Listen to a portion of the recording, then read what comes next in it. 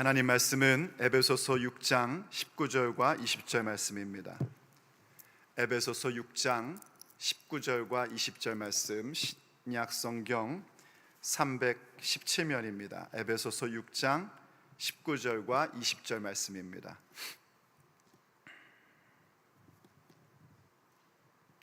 에베소서 6장 19절과 20절 말씀 봉독합니다. 또 나를 위하여 구할 것은 내게 말씀을 주사 나로 입을 열어 복음의 비밀을 담대히 알리게 하옵소서 할 것이니, 이 일을 위하여 내가 쇠사슬에 매인 사신이 된 것은 나로 이 일에 당연히 할 말을 담대히 하게 하려 하심이라. 아멘. 하나님의 말씀입니다. 여러분의 신앙 여정에 기도를 탑재하시기를 예수님의 이름으로 축복합니다. 기도가 탑재되어야 합니다.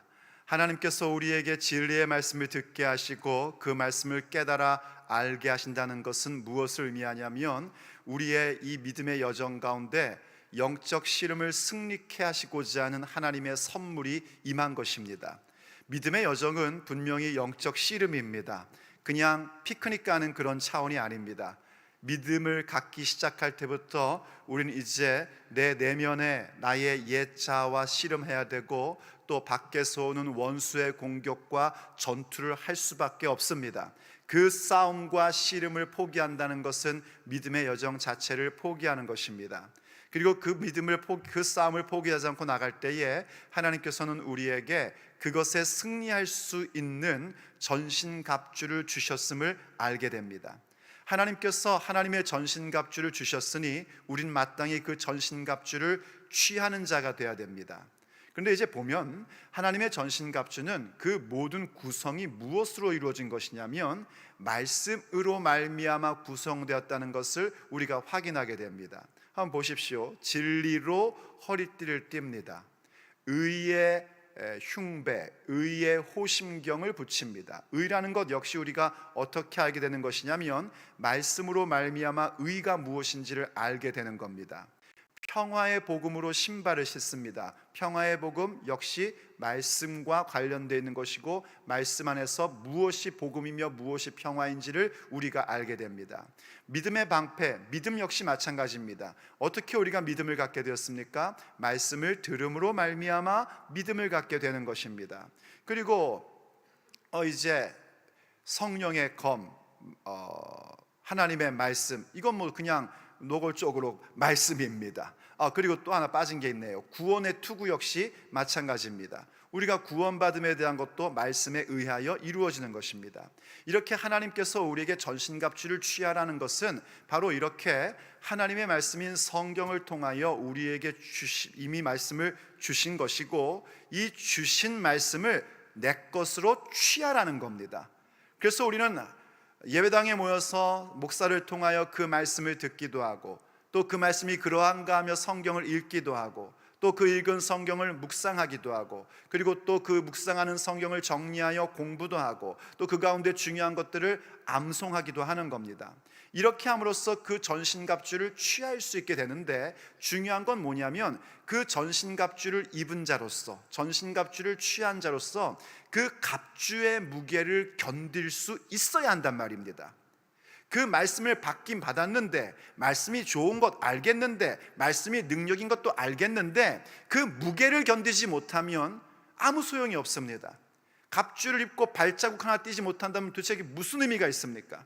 성령의 검을 아무리 갖고 있고, 좌우에 날선 검을 정말 목사님 잘 만나가지고 딱 갖고 있으면 무슨 의미가 있습니까? 그 검을 휘두를 줄 알아야지 되고, 그 검으로 싸울 만한 힘이 있어야 된단 말이에요. 그게 어디서 비롯되는 것인가? 바로 기도를 통하여 그 힘이 나타나는 것입니다. 그래서 이 에베소서는요, 6종류의 전신갑주를 이 어떤 그야말로 사람이 볼 수 있는 갑옷에 비유하여 설명하고 나서 마지막에 최종 병기로 우리에게 기도를 설명해 주고 있는 겁니다.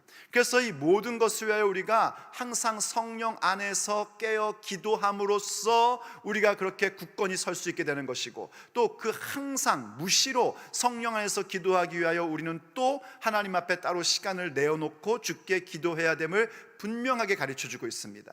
그래서 최종 병기 기도가 우리에게 반드시 있어야 됩니다.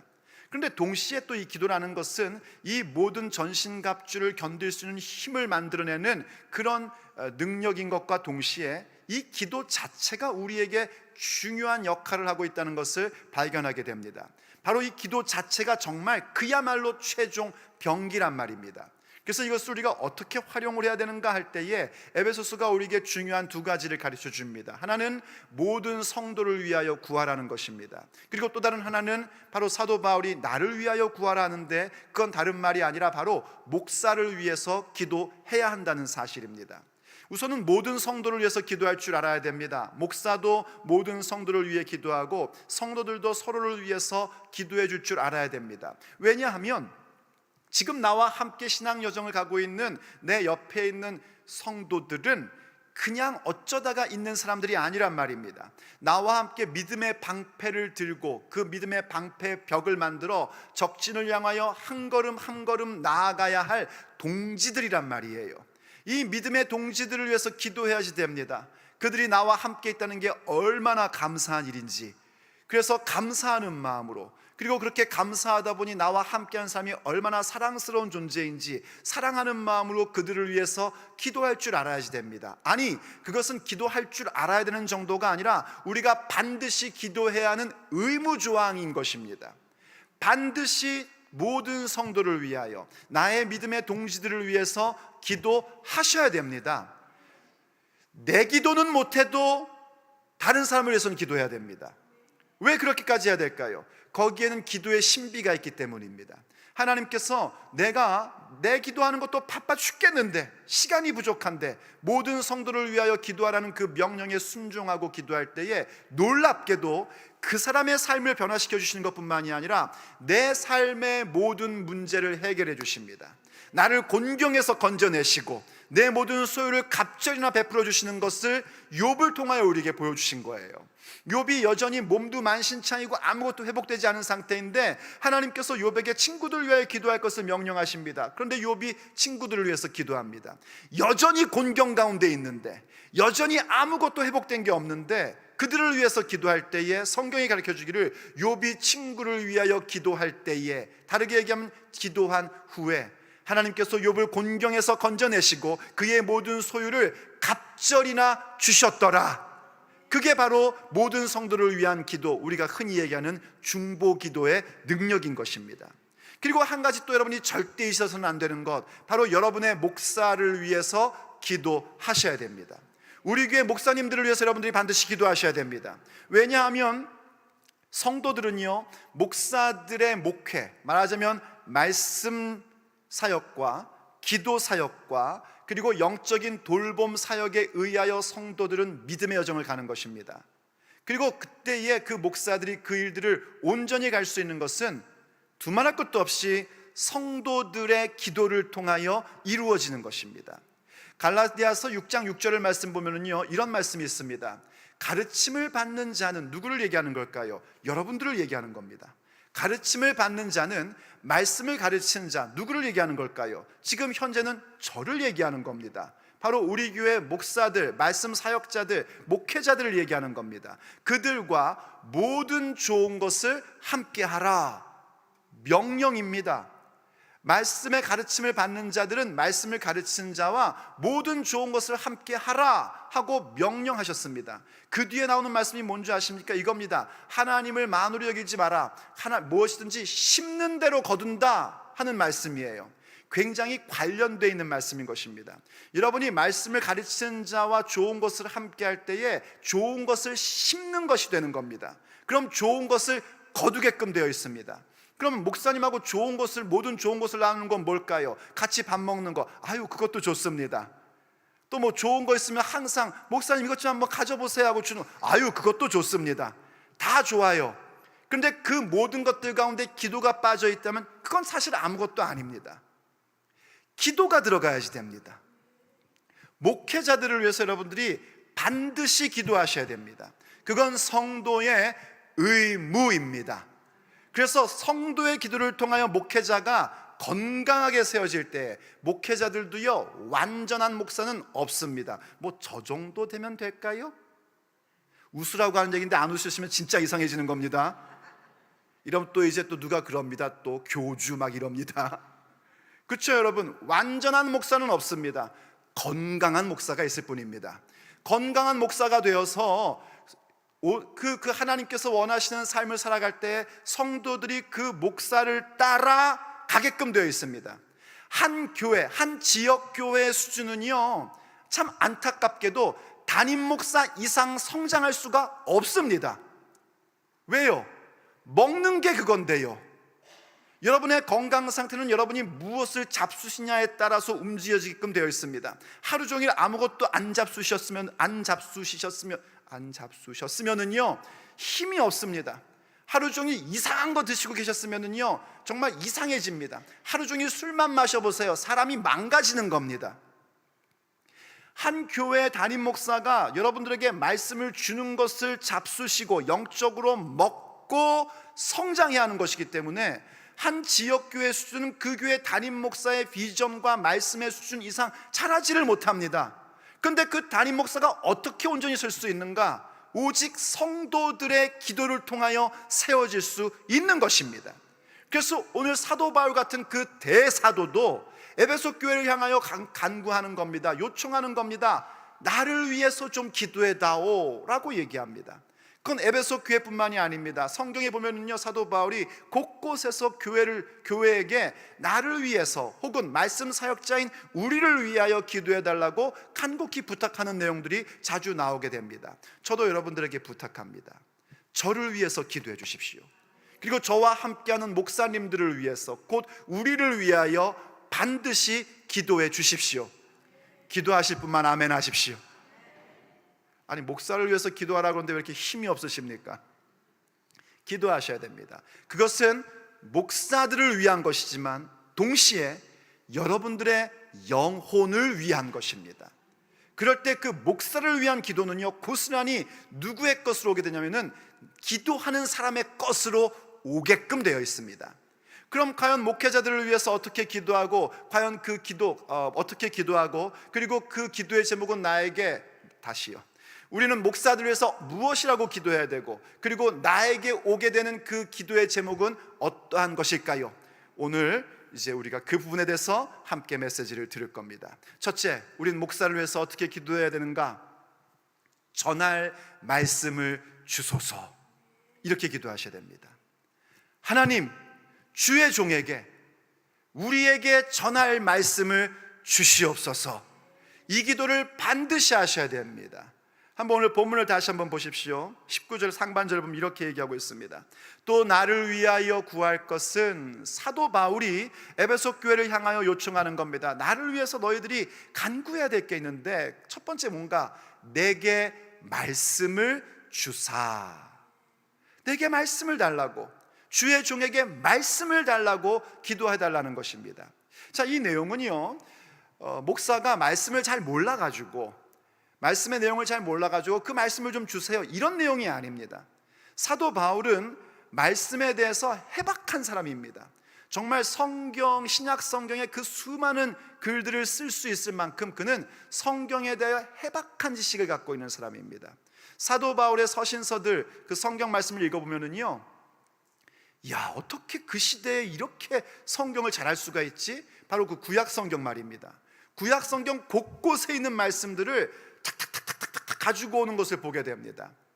말씀에 대해서 해박한 사람인데 그럼에도 불구하고 내게 말씀을 주옵소서 하고 그렇게 기도해 달라는 겁니다.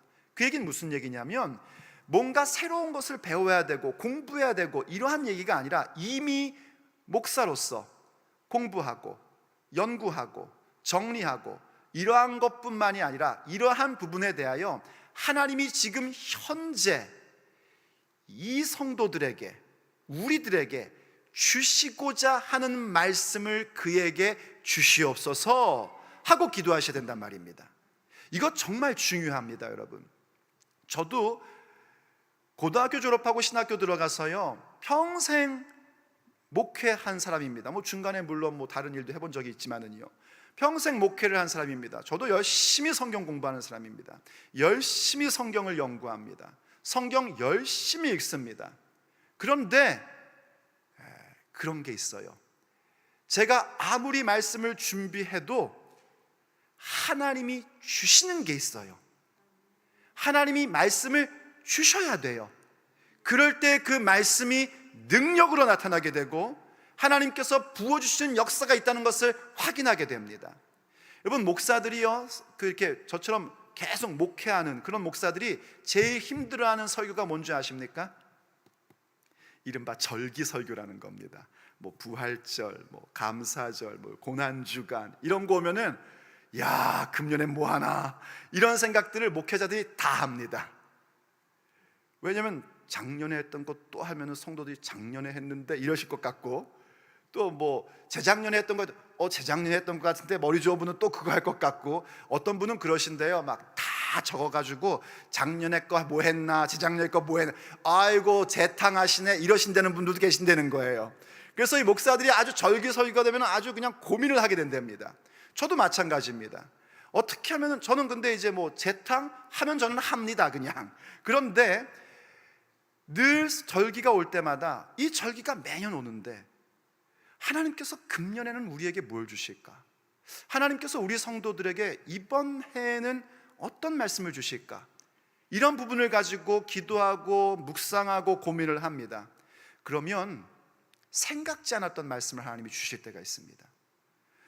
제가 모르는 말씀도 아니고요, 다 알고 있는 내용이고 어쩌면 늘 하던 얘기입니다. 근데 그러한 부분들을 이렇게 하나로 후루루루루룩 모으셔가지고 구슬을 꿰듯이, 그걸 이제 관주한다라고 그러거든요. 관주하듯이 쭉 묶어가지고 이것을 전달하도록 이렇게 주실 때가 있어요. 그러면 이제 목사는 행복해지기 시작하는 겁니다. 사실 이번에 고난주간도 그랬었습니다. 무슨 말씀을 해야 되지? 고난주간 하면 할 게 뻔하거든요. 가상칠언, 아니면 예수님이 걸어가신 일주일간의 그 행적, 이거 이미 다 해봤던 것들이었거든요.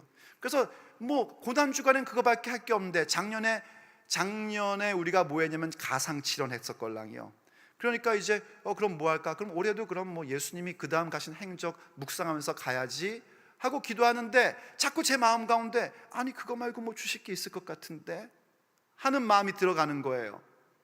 근데 그때 하나님께서 제 마음 가운데 십자가를 생각하게 하셨어요. 십자가를 묵상하게 하셨어요. 십자가를 증거해야겠다 하다 보니까 십자가의 은혜가 무엇인지 구슬을 꿰듯이 쭈르르르르 오는 거예요.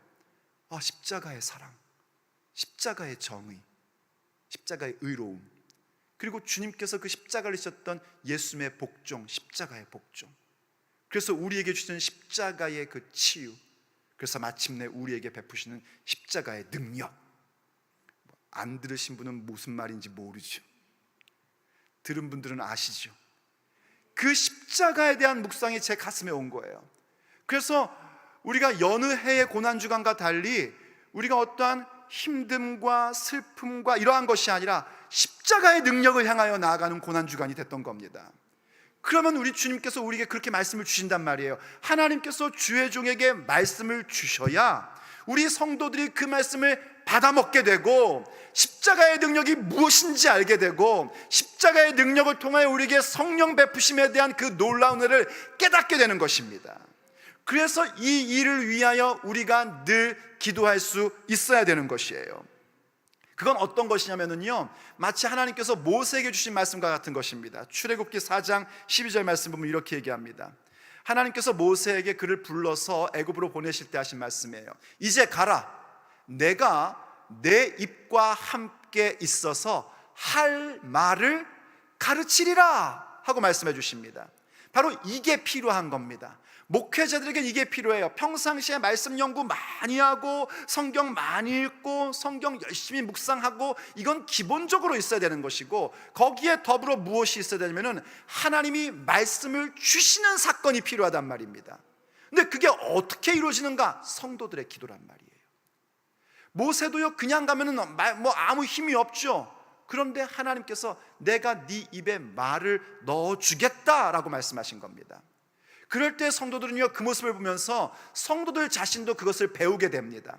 이건 목사들만 필요한 게 아닙니다. 성도들 역시, 이 마지막 때를 살아가는 사람들 역시 하나님께서 내 입에 할 말을 넣어주시는 것이 반드시 필요합니다.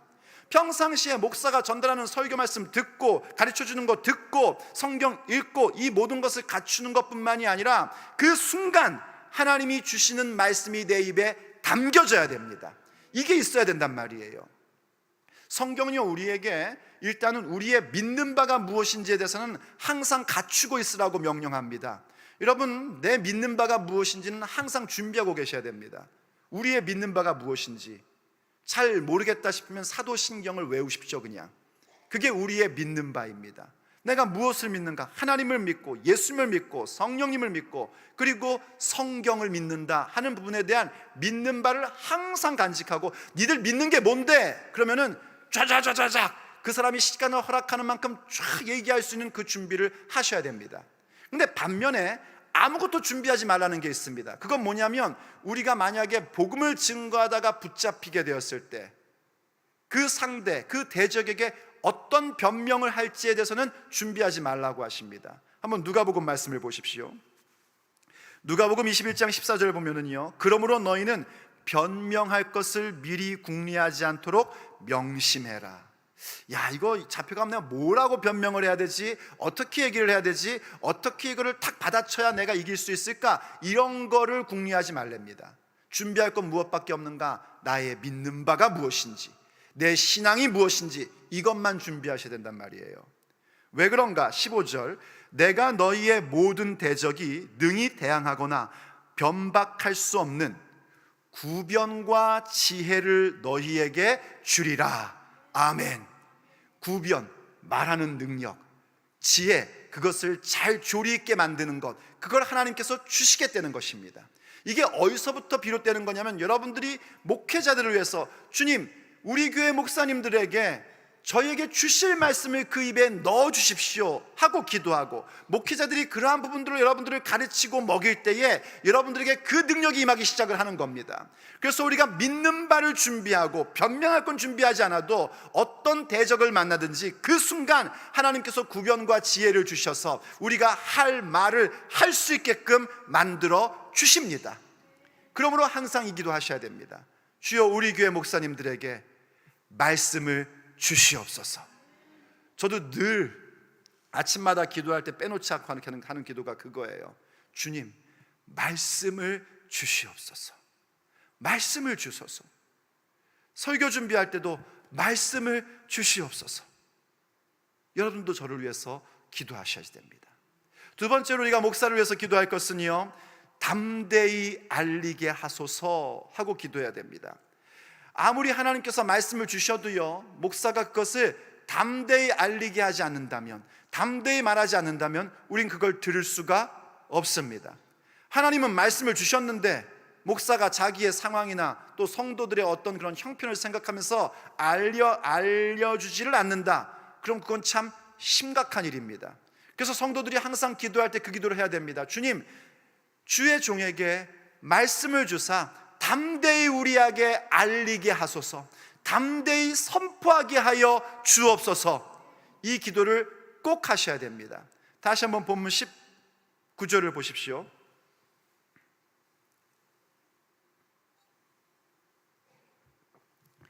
또 나를 위하여 구할 것은 내게 말씀을 주사 나로 입을 열어 복음의 비밀을 담대히 알리게 하옵소서. 이렇게 기도하랍니다.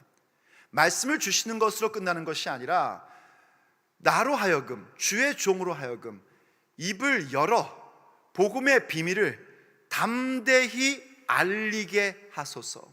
선포하여 알리고, 삶으로 알리고, 여러 가지 방법으로 알리는 사람이 되게 해달라고 기도해 주셔야 됩니다.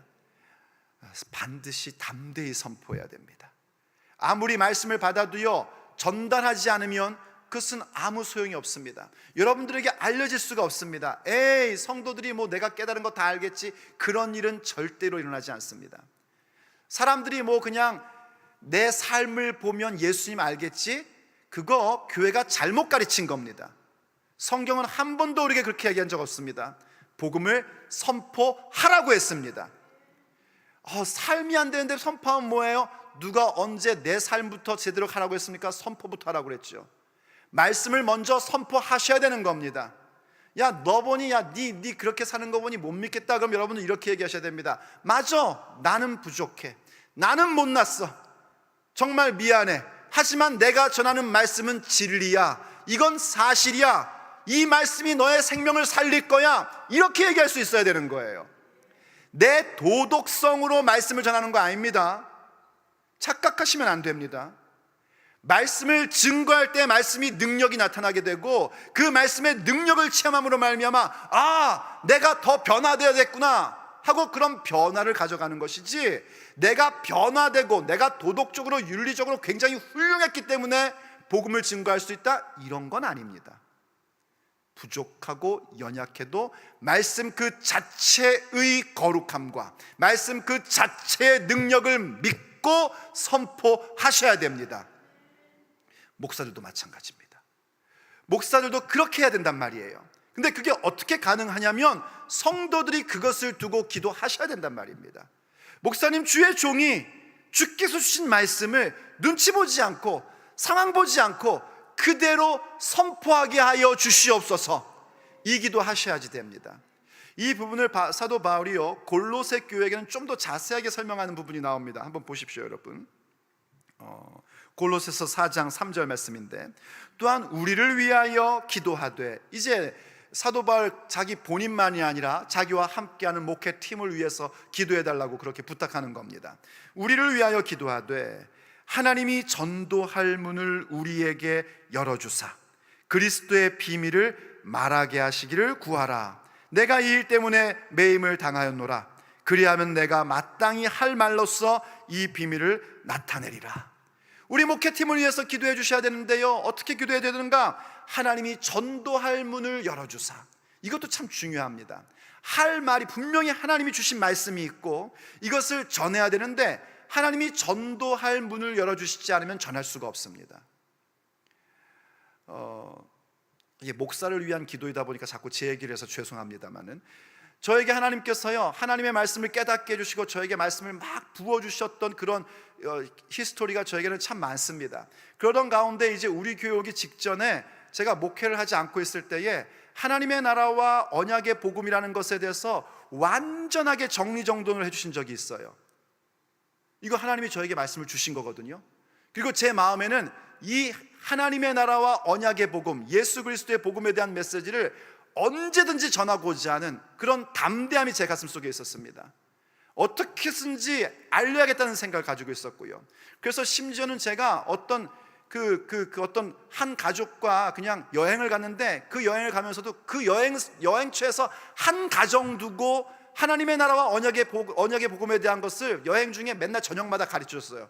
그분은 어쩌다가 저랑 같이 여행을 하게 돼가지고 저녁마다 부흥사경회를 했어요. 그만큼 저에겐 그걸 전달하고 싶은 마음이 있었어요. 그런데 하나님이 전도할 문, 이때 전도라는 것은 우리가 나가서 교회 나오세요 하는 걸 얘기하는 게 아닙니다. 전도라는 말은 뭐냐면 단어의 의미 자체가 선포라는 얘기예요. preaching입니다. preaching, 선포함, 선언하는 것, 그게 전도입니다. 그러니까 전도를 여러분들이 어떻게 하시는 건가? 교회를 데리고 오는 것, 인도하는 것이 참 중요한 것이지만 그 교회를 인도하는 것만이 전도가 아니고, 전도의 본질은 복음을 선언하는 겁니다. 하나님이 당신을 사랑하십니다. 예수님 믿지 않으면 안 됩니다. 예수님 믿고 천국 가십시오. 이 선포가 전도인 겁니다. 그러니까 이렇게 선포할 자리가 없는 거예요. 그런데 하나님이 그 다음에 전도할 문을 열어주신 겁니다. 그게 새생명교회예요. 그래서 새생명교회 와서 하나님께서 주시는 말씀 주실 때마다 담대하게 그 말씀을 여러분들에게 선포해 온 겁니다. 이제 하나님께서 저에게 또 어떤 전도할 문을 더 열어주실지 저는 기대하고 있습니다. 왜냐하면 하나님께서 분명히 깨닫게 하신 말씀이 있고 이것이 정말 하나님께서 이 시대 가운데 필요한 말씀이라면 분명하게 전도할 문을 더 열어주실 것을 저는 믿습니다. 그게 있어야 돼요. 전도할 문을 열어주셔야 됩니다. 그래서 담대하게 이것을 선포할 수 있고 이것을 전부 다 알 수 있도록 알게 하는 그 일, 이게 우리에게 있어야 됩니다. 여러분은 그것을 위해서 기도하셔야 됩니다. 하나님, 우리 목사님에게 준 그 놀라운 말씀을 전도할 문을 열어 주시옵소서. 새생명교회에게 예전에 주셨던 것처럼 수많은 사람들이 몰려오게 하시든지 아니면 저 종을 어떻게 쓰시든지 그 전도할 문을 열어 주시옵소서. 기도하셔야 됩니다, 여러분. 욕심도 많으셔요. 나만 듣겠다는 표정이신데 그러시면 안 됩니다. 하나님께서 증거케 해주셔야지 됩니다. 그럼 그렇게 기도할 때 여러분들은 그 심정이 무엇이어야 되는가? 하나님, 저 종에게 담대하게 선포하게 해주십시오. 전도할 문을 열어주사 저희들이 들어야 될 그 주님이 주신 말씀을 담대히 선포하게 해주십시오 라고 기도할 때에 여러분들이 갖는 마음은 무엇이냐면 듣겠다는 것이어야 합니다. 주님, 우리가 듣겠습니다. 그때 듣는다는 건 뭘 얘기하는 것이죠? 내가 청각에 아무 문제가 없어서 들려온다, 이 얘기 아닌 거 아시죠? 우리가 왜 애들한테 넌 왜 이렇게 말을 안 듣니? 이럴 때 그 무슨 얘기예요? 내가 청각장애가 왔다, 이 얘기 아니죠? 무슨 말인지 아시죠? 그게 듣는 겁니다. 내가 듣겠습니다, 이 마음으로 주여 주의 종에게 말씀을 주사 담대히 선포하게 하여 주시옵소서, 이 기도를 하는 겁니다. 그 모습은 누구의 모습과 같으냐면요, 사도행전 10장에 나오는 고넬료 같은 사람의 모습인 겁니다. 이 고넬료라는 사람은요, 성경이 얘기하기를 이달리아대의 백부장이었대요. 이 이달리아대라는 것은 어떤 부대를 얘기하는 거냐면 로마의 군대를 얘기하는 겁니다. 근데 로마의 군대 가운데서 특별히 이 로마를 떠나지 않는 부대였어요, 원래는요. 이 로마의 이달리아대라는 것은 어떤 사람들로 구성되어 있냐면은 로마의 귀족 자제들로 구성되어 있는 부대를 이달리아대라고 했대요. 그런데 그 당시에 뭔가 좀 정치적인 문제가 있어가지고 라우디오라는 그 황제가 자기 그 직속 부대인 이달리아대의 부대를 이 가이사랴로 보낸 겁니다. 그래서 마침 이달리아대가 가이사랴 지역에 오게 되었던 거예요. 근데 이 고넬료라는 사람은 어떤 연유인지 어떤 통문지는 모르겠는데 하나님을 알던 사람이었습니다. 그래서 하나님을 경외하는 자였고 그는 그 하나님을 경외하는 마음으로 가난한 사람들을 구제했고 늘 기도에 힘썼던 사람이었대요. 근데 그가 환상 중에 천사를 보게 됩니다. 천사가 얘기를 합니다. 저 요바에 가면은 게바라는 사람, 시몬이라는 사람, 바로 베드로를 얘기하는 건데 그가 있으니 그를 청하여 복음을 들으라고 얘기합니다. 참 이상하지 않습니까? 천사가 복음을 전해줄 수 있을 거 아닙니까? 그럼 얼마나 더 확실할까요? 얼마나 더 믿어질까요? 그런데 그건 하나님이 일하시는 방법이 아니란 말입니다. 하나님은 아주 중요한 어떤 이렇게 딱 촉매제가 될 때는 하나님이 직접 하시기도 하고 천사를 보내시기도 하는데 아주 그 모든 부분이 정확하게 이루어지고 하나님의 부흥을 일으키는 것은 항상 사람을 쓰십니다. 주의 종을 쓰십니다. 오늘날로 말하자면 목사들을 쓰셔서 그 일을 하십니다. 이게 참 하나님이 하시는 방법입니다.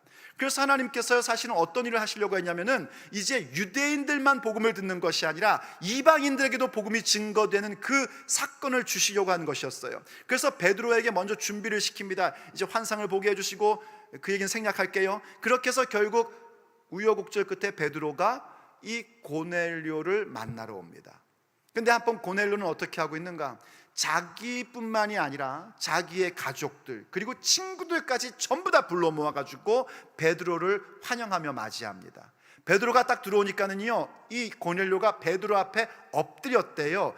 있을 수 없는 일입니다. 귀족 출신의 이달리아대의 백부장이 유대의 한 남자, 한 평범한 사람에 불과한 베드로에게 엎드린다? 있을 수가 없는 일입니다.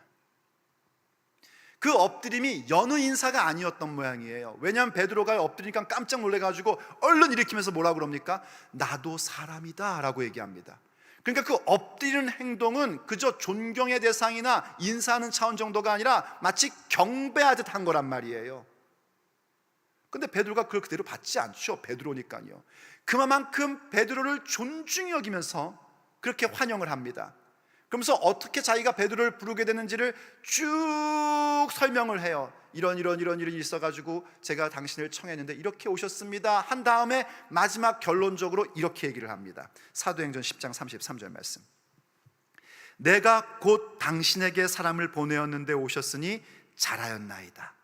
이제 우리는 주께서 당신에게 명하신 모든 것을 듣고자 하여 다 하나님 앞에 있나이다. 여기 중요한 핵심 두 가지가 있습니다. 당신에게 명하신 모든 것을 듣겠습니다. 당신에게 주신 하나님의 말씀 모든 것을, 그게 어떤 말씀이든지, 내 상식에 벗어나는 것이든지, 내 어떤 철학과 다른 것이든지, 내가 기대했던 것과 전혀 상관없는 것이든지 다 듣겠습니다. 그런데 어떤 자세로요?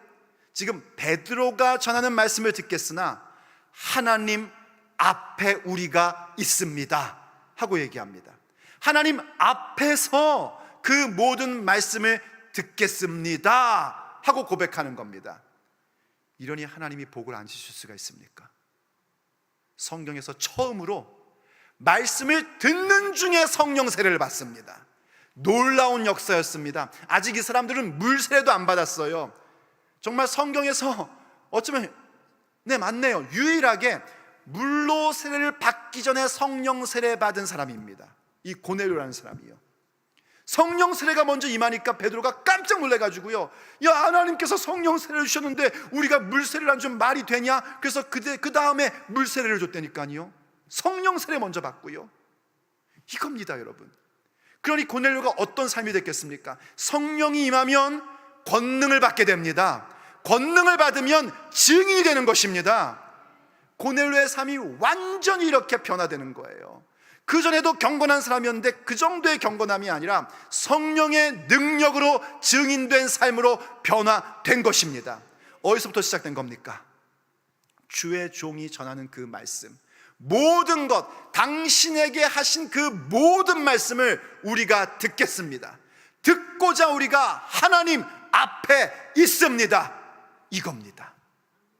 그러니 일단은 여러분들이 목사를 위해서 기도하셔야 됩니다. 주여, 주의 종에게 말씀을 주시고 받은 그 말씀 주의 종이 가감없이 증거하게 하여 주시옵소서. 우리가 듣겠나이다. 그러한 마음으로 들을 때에 여러분이 성령 받게 되고 능력 받게 되고 권세 받게 되고 승리하게 되는 것입니다. 그리고 여러분이 나가서 증거하게 되는 거예요. 주신 그 말씀 그대로 전달하게 되고, 전달할 때마다 생명의 역사가 일어나게 되고, 전달할 때마다 능력이 나타나게 되는 그 위대한 역사의 주역이 되는 것입니다. 그래서 여러분들이 목사들을 위해서 기도하셔야 됩니다.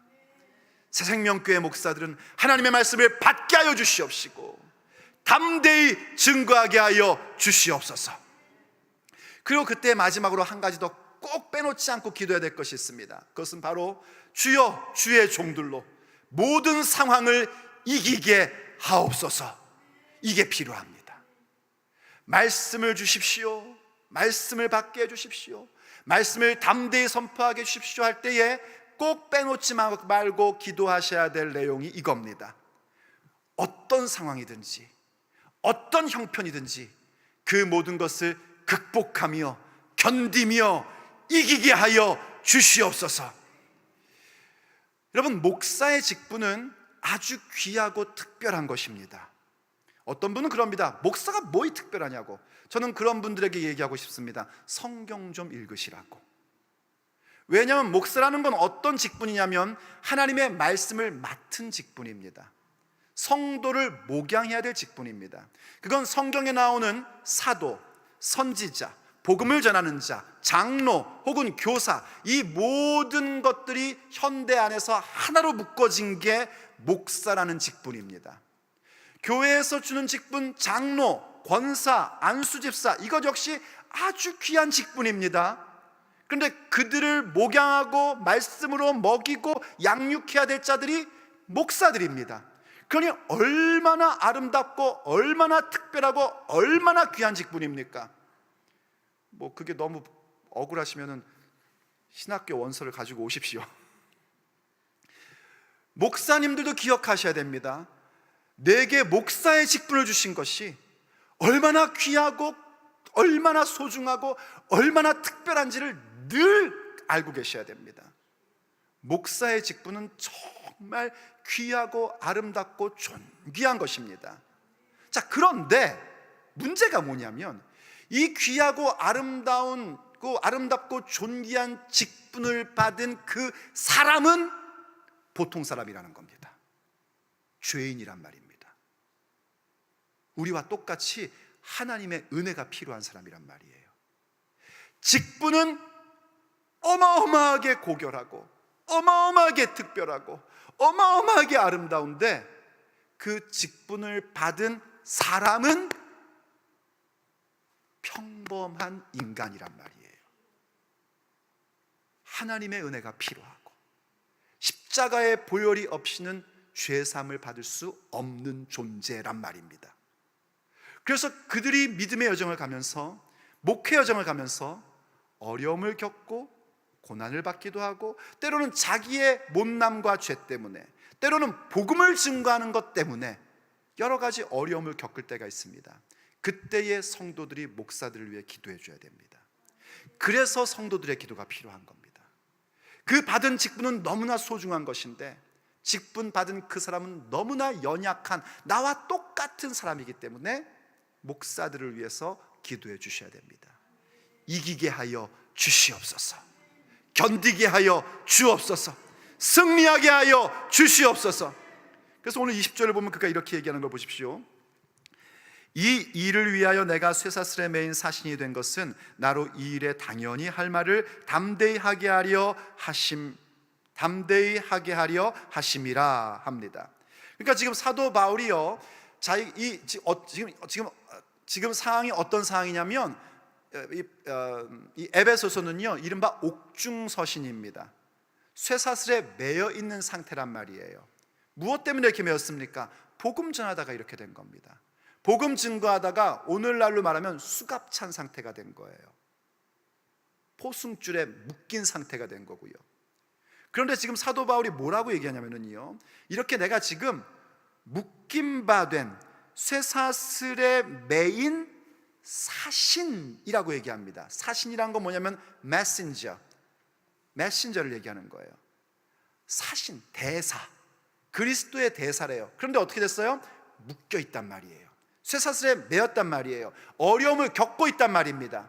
어려움을 겪고 있으나 그 어려움을 겪는 중에도 사도 바울이 잊지 않았던 게 뭐냐면 나는 하나님의 대사이다. 대사인데 하나님을 거부하고 복음을 받지 않으려는 나라의 대사로 온 겁니다. 그러다 보니 대적이 나를 묶어버린 거예요. 그럴 때 거기서 이게 도대체 무슨 일이야? 내가 왜 이런 일을 겪어야 돼? 나는 하나님 말씀 있는 대로 전하려고 하는데 왜 나한테 이런 일이 생기지? 이러고 주저하고 좌절해버린다면 어떻게 성도들이 하나님 말씀을 들을 수 있겠습니까? 그때 사도 바울이요 자기의 정체성을 잊지 않습니다. 잊지 않고 잃지 않습니다. 나는 쇠사슬에 매인 사신이 되었도다. 쇠사슬에 매인 그리스도의 대사다. 내가 비록 이렇게 뭔가에 얽매여 있고 뭔가 내가 어려운 일을 만나고 있고 내가 이렇게 박해를 당하고 있으나 나는 그리스도의 대사다. 이걸 잊지 말아야 된단 말입니다. 그걸 위해 이 모든 어려움과 이 모든 고난을 이길 수 있는 자가 되어야 됩니다. 여러분, 복음을 증거하시면 겪는 일 있지 않습니까? 복음을 전하면 사람들이 막 이렇게 합니까? 왜 이제 오셨어요? 왜 이제 와서 나에게 복음을 가르쳐 주는 거예요? 그러면서 막 눈물을 흘리면서 너무나 고맙다고. 이런 일은 평생에 한두 번 있을까 말까 합니다. 대부분 일단 비웃습니다. 니나 믿으세요 이럽니다. 그 정도면 좋게요? 어떨 때는요 이상한 얘기를 만들어서 막 흔들어 놓으려고 합니다. 목사들도 마찬가지입니다. 목회하면서 하나님의 말씀을 그 말씀으로 증거하려고 할 때에 일단 더러운 원수마귀가 가만히 있질 않습니다. 이 더러운 원수마귀는요 어떻게 해서든지 순전히 복음을 증거하는 목사를 흔들어서 말씀으로 전달 못하게끔 만들려고 합니다. 그럼 별일이 다 있습니다. 정말 별일이 다 있습니다. 그런데 그때의 목사가 그러한 상황과 그러한 일들 때문에 흔들려서 주신 말씀을 담대히 전하지 못한다면 누가 손해일까요? 성도들이 손해인 겁니다. 그래서 기도해야 되는 겁니다. 우리 목사님이 어떤 상황을 당하더라도, 어떤 얘기를 듣더라도 주신 말씀을 담대히 선포하게 하여 주시옵소서. 그 모든 상황을 이기게 하여 주옵소서. 견디게 하여 주옵소서. 그래서 담대히 선포하는 종으로 세워 주시옵소서. 이 기도하셔야 됩니다. 사도 바울이요, 데살로니가 교회를 향해서는 이렇게 기도 요청을 한 적이 있습니다. 이거 참 중요하니까 한번 보십시오. 끝으로 형제들아, 너희는 우리를 위하여 기도하기를. 역시 목회팀을 위해서 기도해달라는 거예요. 참 목회팀들이요, 욕 참 잘 많이 먹습니다. 그거 아십니까 여러분? 여러분들은 모르고 하시니까 잘 모르시죠? 목사들은요, 생각보다 마음들이 연약하답니다.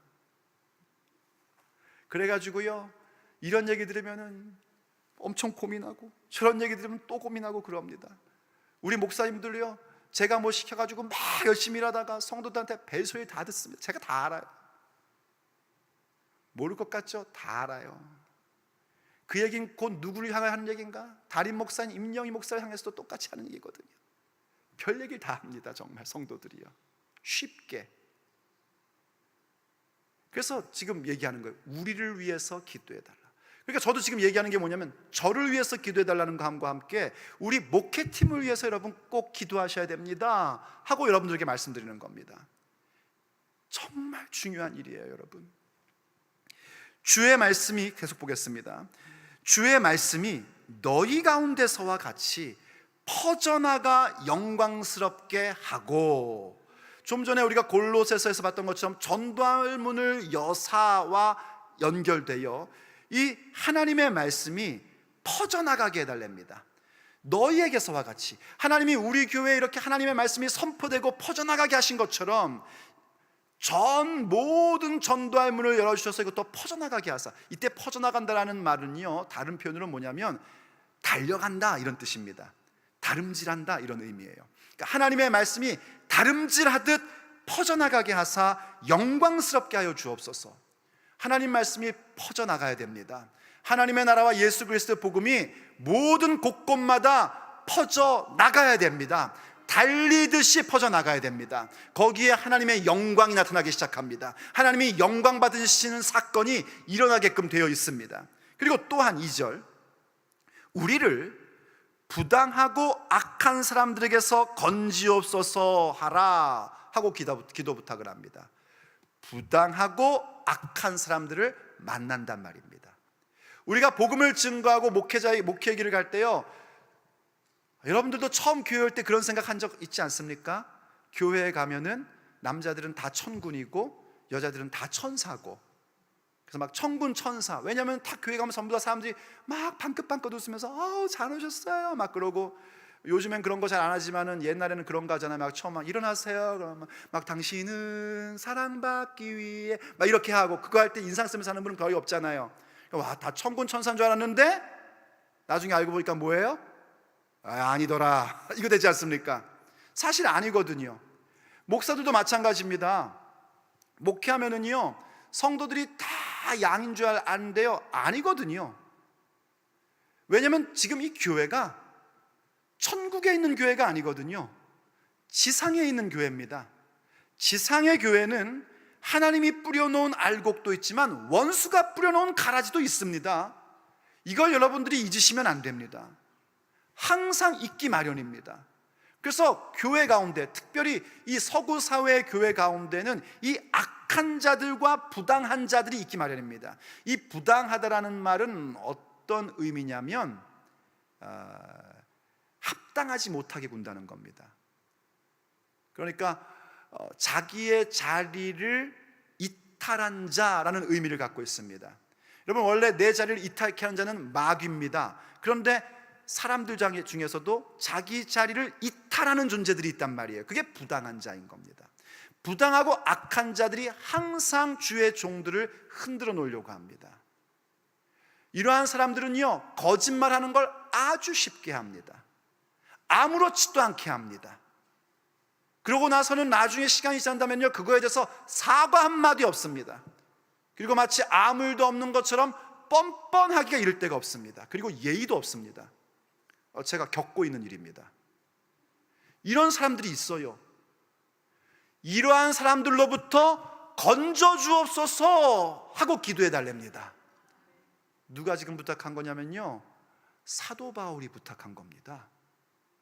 그 대사도도, 그 능력의 사도도 교회에게 부탁하는 게 뭐냐면, 우리가 이렇게 복음 증거하고 주신 말씀 증거할 때에 이 부당하고 악한 자들을 만나고 있는데 그들로부터 우리를 건져주소서, 그렇게 기도해 달라고 부탁을 하고 있는 거예요.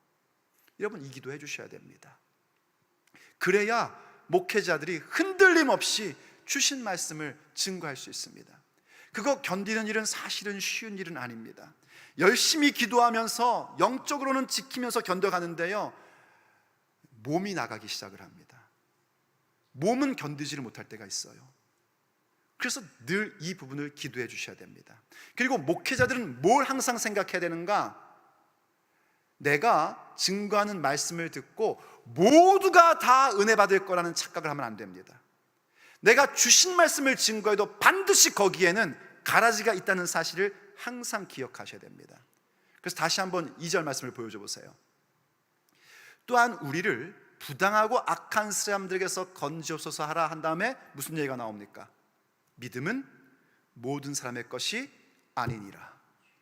이걸 목회자들은 기억하고 있어야 됩니다. 하나님이 주신 말씀을 선포하고 증거해도 믿음은 모든 사람들의 것이 아닙니다. 부당하고 악한 자들은 아무리 하나님이 주신 그 놀라운 말씀이 선포되어도 다 뱉어냅니다. 전부 다 뱉어내고 왜곡시키고 부당하게 굴고 악한 짓을 합니다. 그들은 하나님의 것이 아닙니다. 그들이 있다는 것을 염두에 두셔야 됩니다. 그럼 그것은 우리들에게는 어떤 말씀일까요? 우리들도 마찬가지입니다. 우리가 믿음의 삶을 산다는 것이 모든 사람에게 사랑받고 모든 사람에게 인정받을 거라는 그 착각을 버리셔야 됩니다. 복음을 증거하면은요, 믿음의 동지들이 생깁니다. 반면에 무엇이 생기는가? 나를 흔들어 놓고 나를 믿음의 길을 못 가게 하는 사람들도 꼭 생기기 마련입니다. 부당하고 악한 자들이 꼭 있기 마련입니다. 거기서 나를 건져 주옵소서 기도하셔야 됩니다. 그리고 명심하셔야 됩니다. 믿음은 모든 사람의 것이 아니다. 믿음은 말씀을 받는 자들의 것입니다. 말씀을 하나님 앞에서 받는 자들의 것입니다.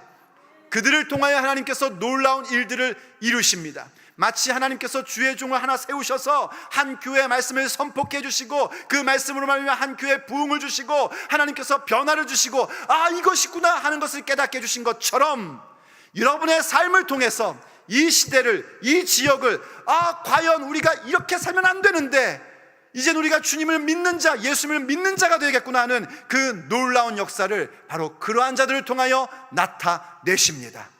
그래서 목사들을 위해서 기도하는 것, 주여 주의 종에게 말씀을 주사 담대히 선포하게 하시고 그 모든 악한 자와 부당한 자들로부터 건져내셔서 그들이 모든 것을 견디며 이기게 하여 주시옵소서.